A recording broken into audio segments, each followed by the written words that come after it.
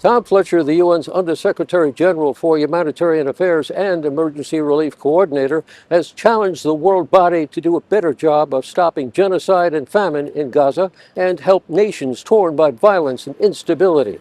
I sat down with him to see if the UN is making a difference. I'm Frank Uccardio. You're watching TRT World One-on-One.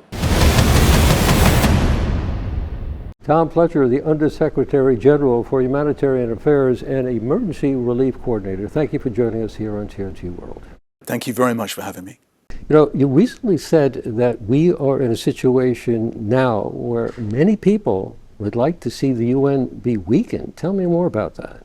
It's an extraordinary thing for me to be saying, but it feels true that this system that we built in the middle of the last century to deal with moments exactly like this, moments of polarization and nationalism and extremism and the threat of conflict, state-on-state conflict at a massive scale. This is why the UN was built, to prevent that deterioration. And we seem to be in this very transactional geopolitical moment where many are turning towards a more strongman, survival of the fittest global system. And in that, of course they want the UN weakened, because the UN is this extraordinary, imperfect, of course, lubricant that allows states to rub up against each other and ideas and somehow help us to muddle along. Not perfect, as we know, and I know its flaws, but we haven't come up with a better idea for global coexistence. Part of that weakening is we had major countries like the host countries really gutting their foreign aid across the board. That has impacted you, I'm sure. Massively impacted us. I mean, at the moment, my campaigns, my appeals to reach over 190 million people are only 19% funded. So that's 40% of what we were getting this time last year. So we are making these brutal decisions, literally life and death decisions every day about what to close and what to sustain. And I see that then, when I'm in Goma and I meet mothers who lost their children because they had to cycle 3 hours because the clinic had closed near them. The strange thing is, in parts of Haiti, the sexual violence therapy centers are as important to the community as the pharmacy or the corner shop or the supermarket because of the levels of sexual violence. These programs are all being shut down. And so that's heartbreaking for us to see and gives us, as I say, brutal choices every day. What went through your heart and mind the first time you entered Gaza? So I went in early in the first quarter of the year. And then you cross into northern Gaza and it's just a wasteland. It's just flattened, rubble. The first thing you see are dogs picking through the ruins, and they're fat because they're fat on the corpses.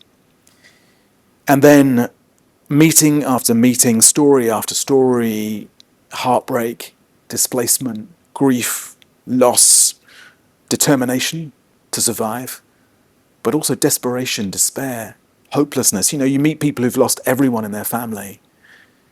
I met a grandmother who'd seen her son bleed out on the road in front of her, meters from the hospital because he'd been hit by a sniper. And then as the medics came to try to rescue him, they were also hit. But on that same hospital, someone has written, in fact, one of the doctors has written on the wall, "Tell them we did what we could." He was later killed as well.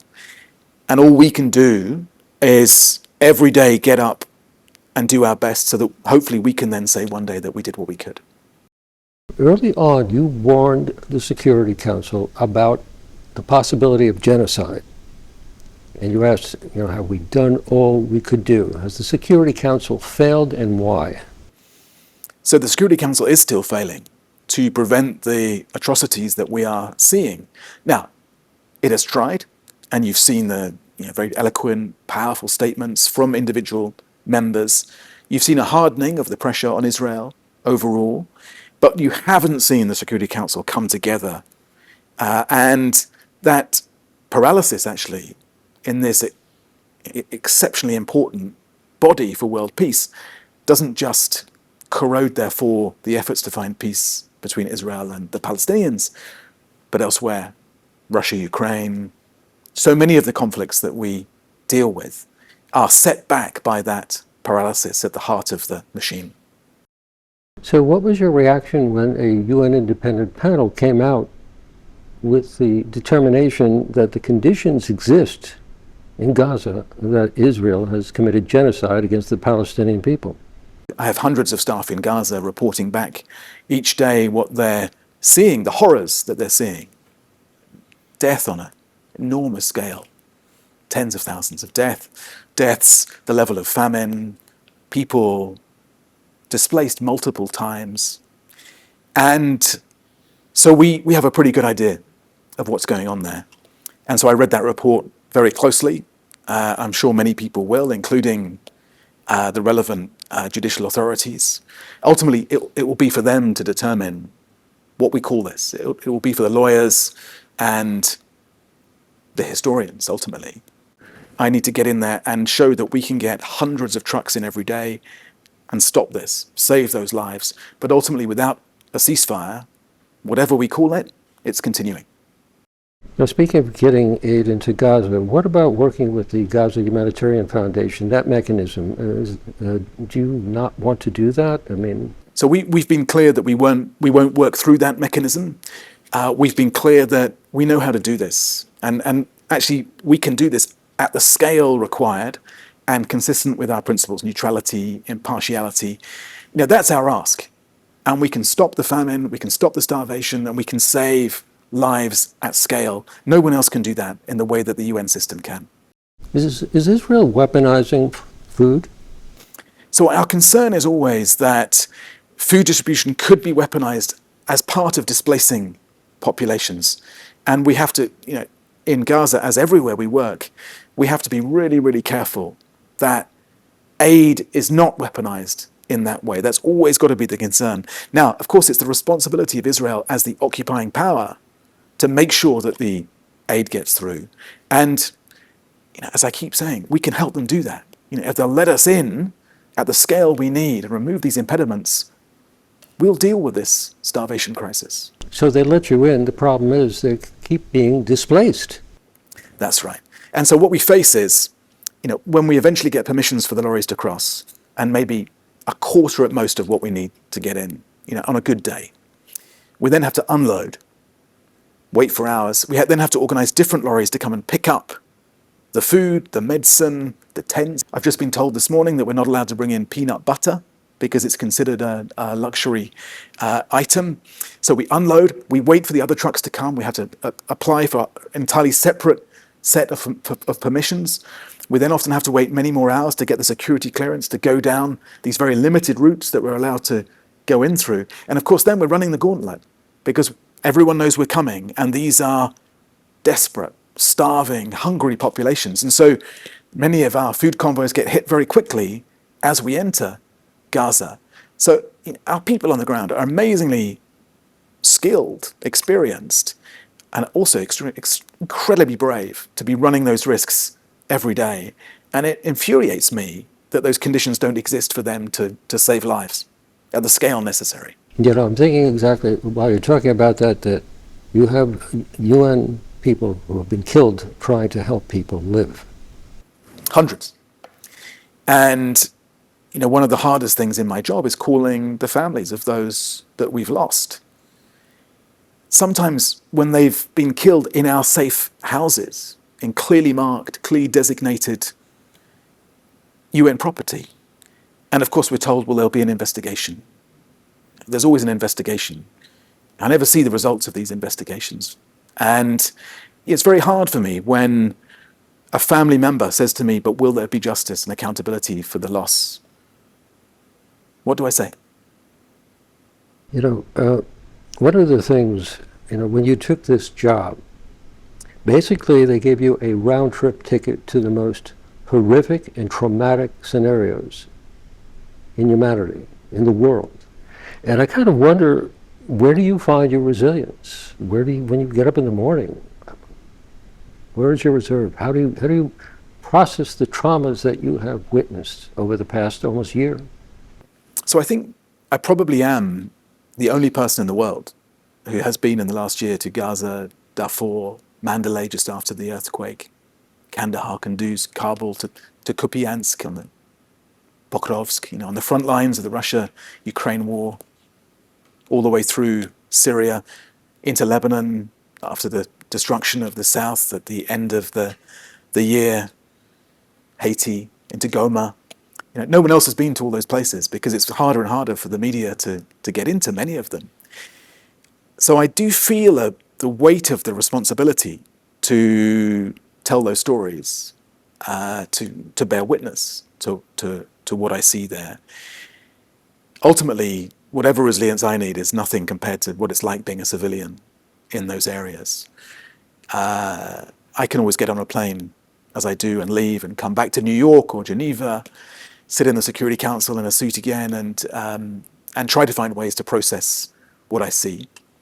Those are the civilians who are really up against it. When I come through customs, I have one of those passports with those sets of visas that tend to get the attention of the border authorities. I find resilience through the people I meet, because there is that sense of survival and determination from them.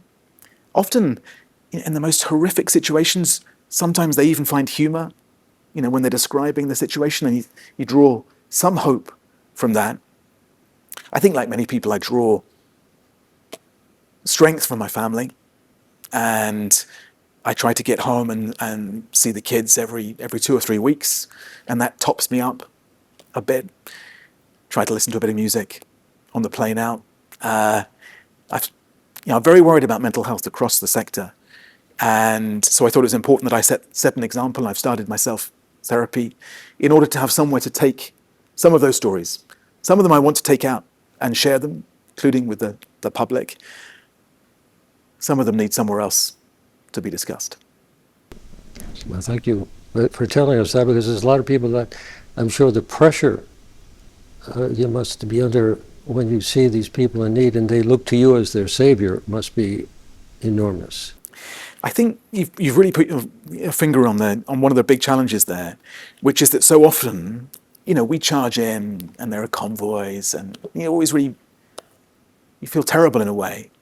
You're walking through hospital wards, and babies dying, and the incubators have been switched off through lack of power, and people are desperate, but they've been told, this important person is coming from New York, and if we just explain to him the problem, then maybe the money will come, the support will come. And so you're in those conversations, and they're saying, will we be okay? Will this hospital survive? Will my kids get to school? Will my kids live? Is the food coming? And all you can do is say, we're trying. But I can't look them in the eye and say yes in answer to those questions, because the money is not coming at the moment. We are underfunded, overstretched, under attack, and we will do our best to save as many lives as we can. But there are many people I've met who will die because we cannot help them. So, in closing, that will be your big ask during the General Assembly high-level week, right? Absolutely. It's, get behind this plan. We can save 114 million lives. We want to save way more, but let's start with those 114 million. We have a plan. We can do it in efficient, effective ways. We can deliver in a really smart way, innovative way to support those people. But let's also make sure this is the week that the UN fights back, that we show that there is value to what we do and vigor to what we do, because diplomacy is not perfect, but there's not a better idea for helping us to coexist. Tom Fletcher, the Undersecretary General for Humanitarian Affairs and the Emergency Relief Coordinator. Thank you for joining us here on TRT World. Thank you.